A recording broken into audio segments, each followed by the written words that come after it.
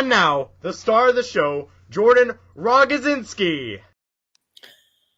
Hello, folks. Welcome back to the Jordan 411 Sports Show, and we're back again.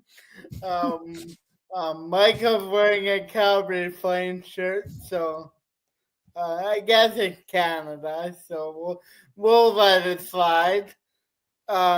Today we're gonna talk about mostly the 111th Grey Cup. Obviously, the Bombers got defeated, but me and Jeremy still haven't talked about it, so that's why we're doing this show today. So this modding of my shirt just before we get started, does that make me the class clown? Yes. Okay, I'll take that. But anyway, yeah, Grey Cup. Where do we go? Too many deep balls. Way too many. 50-50. It looked like Saskatchewan all over again. Just Toronto played better. You want to take this one first, Jeremy?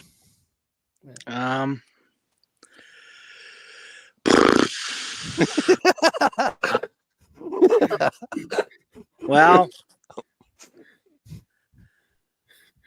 I mean, the offense clearly didn't play well enough. I don't know if it was play calling, game plan, or just lack of execution. I mean, yeah, you could say they could have ran Brady more. I mean, but also, like, it seemed like they were throwing deep every play. Like, why not try intermediate throws and underneath throws? Where were the screens and the bubble screens, the jet sweeps? Like, it comes down to this. Like, I don't know if Buck Pierce is creative enough. Yeah. You know, like, you have to mix things up and keep the defense honest. And, I mean, at one point this year, we were last in touchdowns in the whole league. And I think we were still near the bottom by the time it ended. And we were, like, near the bottom in big plays made. Yeah. So, I don't know. I honestly don't know how Buck Pierce can keep his job after this year. And another thing too, I mean, is it time to move on from Zach Collaros? Because I mean, after next year, like he's done. Like there's no way you continue with him.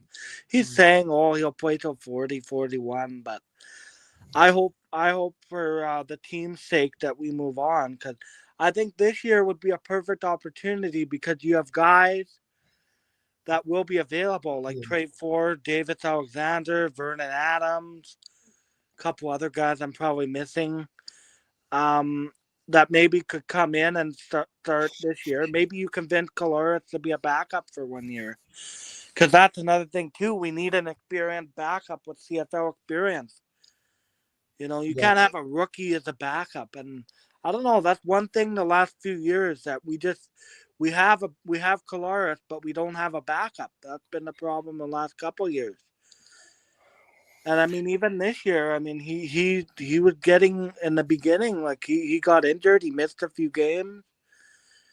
So I mean, you know, eventually it's time to hang it up. Football is a young man's sport, right? It's not a old man game. So.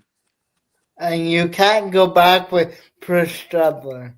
No, Chris Streveler, I don't think is a serviceable CFL backup. You need someone that can throw the ball. Yeah. Here's where I stand on it, and just to kind of piggyback on what you were saying, the value to me was shown in having a backup with CFL experience in this game. One team played an entire game with one team played, a couple drives with one, and it didn't necessarily end well. Yeah. I have an even bigger question about the personnel decisions that were made. Hindsight being 2020, of course, and I'm not usually one to question coaches. I wonder though if, given where they were on the field in that scenario, on the Terry Wilson drive, if you're not better off going with Jake Dolegala. He's got a little bit more experience. to me, Terry Wilson was hanging onto the ball too long. It should have been quit read, 2.5 seconds, ball comes out. The other thing is, like, I'm going to be very careful how I say this, because I don't want it to come across as complaining. Granted, we are in Winnipeg, but Yeah. the play calling in that whole sequence just baffles my mind. You got a rookie quarterback coming in that's probably shaking, to say the very least, but he's coming in. Why do you not hand the ball off to number 20 on at least the first play? And then Yeah. if he gets you closer to the end zone, pound it again or try something a little bit different. It's almost like they outsmarted themselves for some stupid reason, one reason or another. Mhm. Maybe they didn't want to come across as too obvious, but sorry, sometimes the obvious is what works. Yeah. Now The obvious is the answer. again, Sometimes. I don't mean to question everything, but when you're taking a penalty for lining up wrong on the first play of the game, Yeah. we should have seen perhaps a little bit more into that. Hindsight being 2020, because Yeah. the other part of it kind of confuses me a little bit. All week we heard about, this is a business trip. This is the business trip. We know what we need to do. And they flat out came out and didn't do it. And that has me confused. Yeah. And I mean, definitely when I think they should have went with Dalagala over Terry Wilson. I mean, he has a bit more. I agree with you, Michael. He has a bit more experience. Maybe he would have been a lot more calmer in that scenario. Well, Yeah. if that's the case, I mean, it is the Grey Cup, but again, you need a quarterback that can do the job. Yeah, I agree with you. I think they should have ran the ball a few times there when he's in there. They didn't use Brady enough. I look back at the 2019 Grey Cup and 2021 Grey Cup. Andrew, in 2019, and Collaros was pedestrian in both games. He had like 200-yard passing, no touch, no picks, but we had over 100 yards rushing, and they ran the ball 15 to 19 times. And it was over 100 yards rushing. So I just, I don't know. We like our identity used to be ground and pound, run the ball, but I don't know, for some reason Buck Pierce wanted to do the passing and not the deep stuff. The deep stuff is tough to do. Those are 50-50 balls. You got to go intermediate greens. Like, he's not creative enough. It's very vanilla, eh? And then, what was I going to say? Yeah, and also about the first play that there was a penalty. I don't know. From that point on, like the whole game, we just weren't sharp. Like the Kyrie Wilson special team penalty. Like, you have to know that, man. You have to know that you can't do that. Just let them pick it up, and tackle them, and you have the ball. Like, the one thing I will say, in hindsight 2020, that didn't hurt them, because 3 plays later, Willie gets the interception, which basically puts the ball in the same spot. Yeah. But you have to know that it's third down, and if you tackle them, it's a turnover on downs right then and there. But again, it's just like they were focused.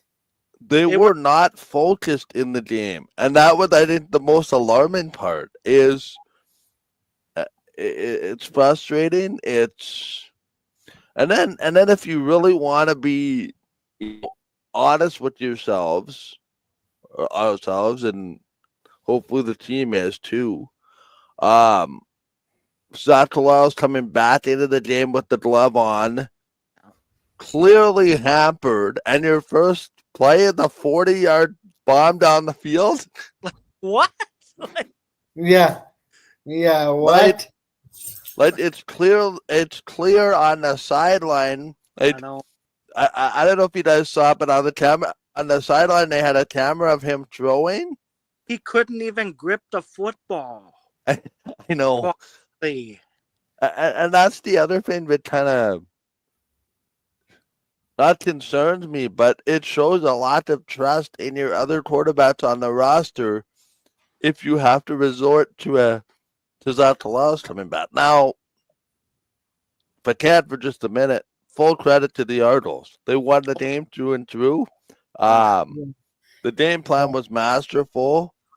Yeah, The only thing I didn't understand was if they were obliterated for 500 and 400 yards in their last two playoff games, why couldn't the Bombers do that? I know. Right? It's like an offensive shootout against Ottawa in the Eastern Semi. They basically got defensive scores to separate themselves from Montreal. Now, but it could have guys, been the O-line. the Ardles have a chance to complete the dynasty on our field next year. Yeah. And all this talk about Bomber dynasty, it's over. They had to win. They had to win. When you're in the finals 5 years in a row, the way a dynasty works is you have to win more than you lose. Now you're 2-3 in those Grey Cups. Yeah, done now. Now Toronto has a chance.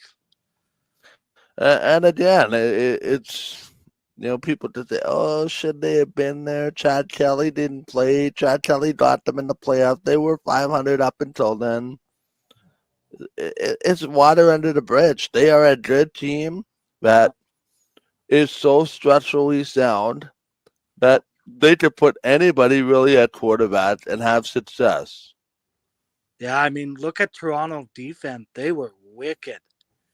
Wicked. Flying around, making plays. Like Winton McManus locked up Dembski. Dembski had nothing.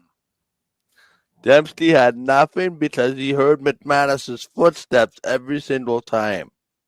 Yeah. And the minute you incite some fear into a receiver, you're doing a good job. You think about it a lot. And even Dembski, like, I don't want to pick on Nick Dembski because he's a great receiver and had a great year. And let's not lose sight that the Bombers won 10 of 11 games to even get here, which is just remarkable. Oh, the fact that they made the Grey Cup is unbelievable.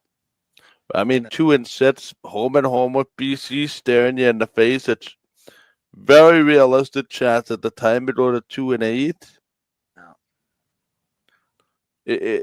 It needs to be said. Like, this team should be very proud of where they came from, but it's not going to stop the most difficult of questions, and that is the status of number 8. One bad game over the course of 3 years in the Grey Cup. Is that enough to change an entire? We almost see like regular seasons at Talas, and then we see playoffs at Talas, which is two different things. Is that enough? Like, where do we sit on this quarterback situation? Like, what would you do, Jordan? What would I do? It's so tough. Well, keep in mind he's got one more year of guaranteed money on the books.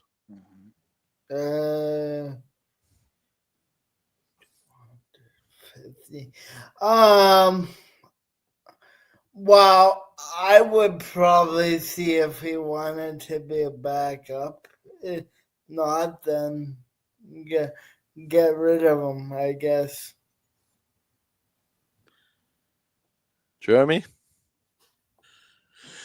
Knowing the Bombers and their loyalty, I think they'll stick with him next year. But after next year, I think he's gone. Like he has to be. But I would hope, because there's gonna be a plethora of quarterbacks available, that I hope maybe they can convince them to take a back seat and bring in someone like Trey Ford or something like that to come in and, be the starter. Yeah. And Zach can be your experienced backup for a year, Yeah. That would be all right. Obviously, yeah, $250K guaranteed. But what happens to that? What happens to the other money? I guess you're not going to pay a backup, 400 and something thousand. Like, you're probably going to have to restructure that part of it. But Here's the thing, and here's where I sit on that. yeah, It's an interesting thing because I think you need somebody with CFL experience on that roster. And before you come at me, before you come at us, that answer is not Terry Wilson. That answer is not Chris Strevler. Yeah. I think the perfect scenario would be, and I don't believe this is going to happen, I believe a perfect example would be Alexander in Montreal. Yeah. Or Trey Ford in Edmonton right now. Yeah. Somebody that's a younger quarterback that can man the offense, that can maybe take over for Zach when he retires potentially at the end of next year. Yep. But the other thing too is, with the Bombers hosting the Grey Cup and the leverage that they're going to have in free agency based on team track record, I don't think this needs to be a full-blown rebuild in February. I think you can convince enough free agents to come here just based on track record. However, after next year, I think the discussion opens itself up to something completely different, where I think a full-blown rebuild is necessary, and maybe don't want to put anything out there subject to rumors, but maybe it's the end of the Kyle Walters, Mike O'Shea era. Yeah. Because I don't know if they're going to be the ones to want to sit through a bit of a retool. Mind you, they did it for years before this. Yeah, but how long, right? I mean, they're right, there. and it's like, how long till you overstay your welcome, right? And granted, I don't think any of those individuals are the problem. I think it's just a time thing, but like, yeah, I don't know. I think there's going to be a lot of questions in Winnipeg after next year if they haven't already started. Yeah, and I mean, what do you do with Big Hill this year? Yeah. But that was the interesting thing that came out of the week. He said he plans to play one way or another, basically. To me, that's at the veteran minimum. No more, no less. Yeah. And that's in a mentorship role. Yeah, this year he wasn't very good at all. So. But honestly, let's not let one game cloud our vision on. No, I know, but the whole season, I never knew which offense was going to show up. It was very inconsistent. It's not just the Grey Cup. The whole season, it was very inconsistent. Yeah. Right? Granted, there's a lot of changeover, too. I mean, Garrett Wheatfall. We had new offensive linemen. They had Ontario Wilson. I think Dalton Stone was a big factor. Yeah, because now you have Short and Lawler, one side to the other. I believe both guys are under contract for next year, which is good. Oh, Short is not? No, I believe it's a 1 year. Oh, boy. Okay. And two. Yeah, so, again, there was a lot of questions. Actually, the area of the team that I do not have a lot of questions for, and I think you guys would agree with me, is the defense. Yeah. I think they sort of they sort of rebuilt that defense on the fly and did a pretty good job of it. I just think now you're going to see some renovations on the offensive side this offseason. Yeah. Yeah. Like Evan Holm and Nichols and that Bond was pretty good this year for a rookie. He was pretty good filling in for Demario Houston. Yeah. And Tony Jones was good Yeah. filling in. Yep. Yeah. The other thing too, like Jake Thomas and Stanley Bryant, right? They're both getting up there, so will they come back, right? I think everyone will come back because the Grey Cup's in Winnipeg. But I do think we're gonna lose a few guys again. Yeah. Yeah. Well, that's every year. So Yeah. I don't know. Do you think we could be active in free agency?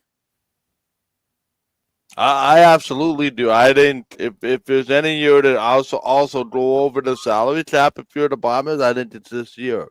Yeah. Yeah. He did I it think at DC, so I realistically think it's just because I know we want to talk about the Jets yet before we end this show. Two things I think the Bombers should focus on. Offensive line, I think, needs to be rejigged a little bit. The defensive line also needs to be rejigged a little bit. They could not get any pressure, and this wasn't just a Grey Cup thing. No, For some reason, they not get sacks this year with the regularity that they have in the past. And yeah, but was that the system? Because a lot of times on second down, they go 3 linemen and 9 in coverage. yeah, but again, as we saw, that doesn't help if you can't make tackles, right? Yeah. I mean, how many times did a guy look like he was about to be tackled? The Bomber guy missed the tackle and the other guy is 20 yards down the field. Yeah. Yeah. I would rather get pressure than prioritize coverage. Yeah, so I think there's a fine balance between two of them, between both of them. Any closing thoughts on the Bombers, Jordan? Well, it's gonna be exciting. Plenty fight for us. Me and Jeremy are going to our first Labor Day. Nice. And then And- the Grey Cup. And the Grey Cup. So we're excited for next season. So did I hear that right? You guys are going to the Grey Cup? Yeah, we are. Yeah. Nice. Hopefully the home team's in it. Yeah, that would be something. Well, I'll tell you, I went the last time it was in Winnipeg. That was when Edmonton won here. Yeah. Yeah, against Ottawa. It just did not have the same luster going to a CFL game in your part that doesn't have your team in it. Yeah. The crowd, I want to say, was 50-50. But it was just weird because you hear noise when both teams are on defense, whereas if the Bombers are playing, it's noise on defense, quiet on offense for the most part. It was something that really didn't used to. It took some getting used to, but it was a pretty good Grey Cup game actually. That was Chris Jones' only Grey Cup as the head coach and general manager, and largely in part because of Mike O'Reilly. I mean, who would have thought then? Yep. No. But let's go to the Jets. Oh no, I'll say my thoughts for the final thoughts for the Bombers. It'll be an interesting offseason. I'll be curious what kind of changes we make, who we lose, and how free agency looks. And I'm excited for next year. And what are you gonna do? You lose, you win. There's always next year, right? You can always. Well, you would like to. You would win like to win every game, every Grey Cup, but can't all the time. Just like in hockey, you would love to win every game, but nobody goes 82-0 in hockey. Yeah. It's impossible. I think the Jets will be fine. I knew I knew the losses were gonna come. You're So, gonna go through ups and downs, and yeah, you're gonna win a couple, lose a couple. Like yeah, it's the Yeah. ebbs and flows of a season. yeah. But I do think the top line needs to get better though. Yeah. Yeah. But yeah, no, yeah, it'll be interesting how they respond. I think they respond tonight. Yeah. Sorry about that, guys. My internet cut out. Yeah. Okay. That was one of those days. Yeah, no, I've been just to touch on what you're saying. I did the Jets respond. Too bad the Grey Cup won't be at the Jets game tonight. But that's okay. Yeah, downers are gonna happen. It's how you respond from them. Yeah. Yeah. Yep. And realistically, too, guys, if you play 500 the rest of the year, you're probably a playoff team. Well, they say American Thanksgiving, if you're in the playoff, you typically make it. So You have a 90-something% chance. Yeah. Yeah. Really quickly, guys, this is not Jets related, but I wanted to touch on it because there's some news coming out this morning. Turmoil with the Boston Bruins. They've canceled practice, which has led to rumors that Jim Montgomery might be let go as head coach of the Bruins. Oh. Wow. Are we shocked at where this Bruins team is?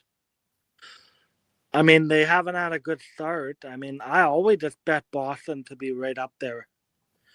But I mean, you know what? Some of their players are getting older, and they haven't got the goaltending.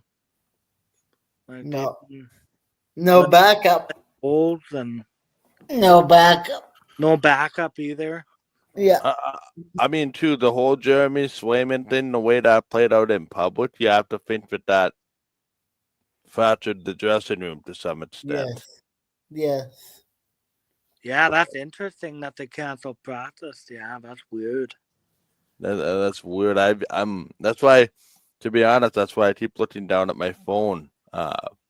Unless there's some kind of like weather thing or something, like there's too much snow, but Nah. Something's coming there for sure. The other thing, well, it's NFL related. The New York Jets have fired head coach or general manager Joe Douglas. So now he got let go. Wow. there's that. Oh, We are a sports show, so we can touch on everything. Oh. well, no surprise. Yeah. No, I think if they had a do-over again, that whole Aaron Rodgers thing wouldn't happen. No, I know. Yeah, I'm not a big Aaron Rodgers fan. No. Me neither. He's a whiner. I love that. I love that that meme on Instagram. Who bets on the Jets? Yeah. You want to wrap this one up, Jordan? Yes. Yeah. Well, thank you guys again for appearing on my show. Yep. And thank you guys for watching. It was a good show.